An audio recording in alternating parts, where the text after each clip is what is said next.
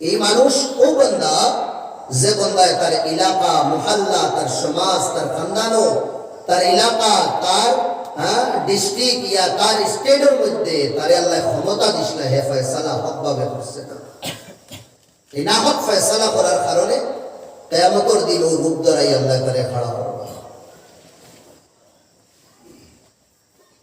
লিখনে वाला আপনি লিখুন ইন্নাল হুকুমা তাদুমু বিল কুফরি ওয়ালা তাদুমু বিদ-দুলম রাজত্ব বাদশাহী কুফরে তো চলতে পারবো এক মানুষ দুদিন কাফির থাকে মুলহিদ থাকে